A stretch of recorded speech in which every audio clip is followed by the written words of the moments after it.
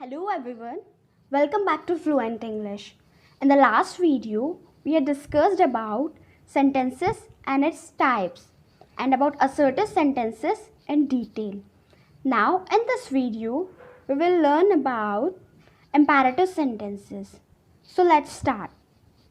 Imperative sentences. Sentences which express request, command, order, advice or suggestions are called imperative sentences. Means ऐसे sentences जिसमें आप direct request कर रहे हो, command दे रहे हो, ऑर्डर हो गया, एडवाइस या फिर सजेशन देते हो, उन सभी sentences को imperative sentences कहा जाता है. An imperative sentence gives a direct command. Means जो command है इसमें directly दी जाती है.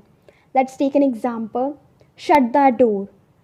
इस sentence में आपने किसी को directly command किया है कि जो door है उसे बंद कर दो.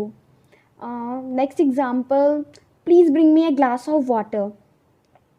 इसमें आपने किसी person को command दी है या order दिया है to bring a glass of water for you. Mainly imperative sentences end in a period, means full stop or an exclamation mark depending on the forcefulness of the command. Means in the first example, I said shut the door. It is a strong command, so it will take exclamation mark at the end.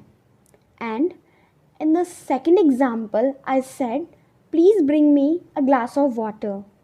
So it is a mild command, that's why it will take full stop at the end.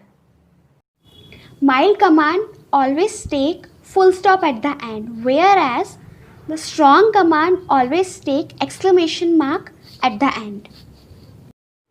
On the basis of its definition, there are 5 categories of imperative sentences.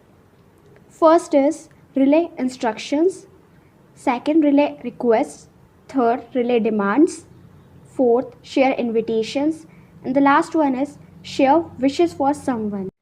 Now let's take some examples. First example is please don't give the book to Neha. It is a kind of request, means you are requesting someone to don't give your book to Neha. Next example is have a fun at the party. It is a kind of wish. You are wishing someone to have fun at the party. Next example is please join us for dinner. Means you are inviting someone for a dinner. Next example is go to bed. Means you are instructing someone to go to bed. That's it guys.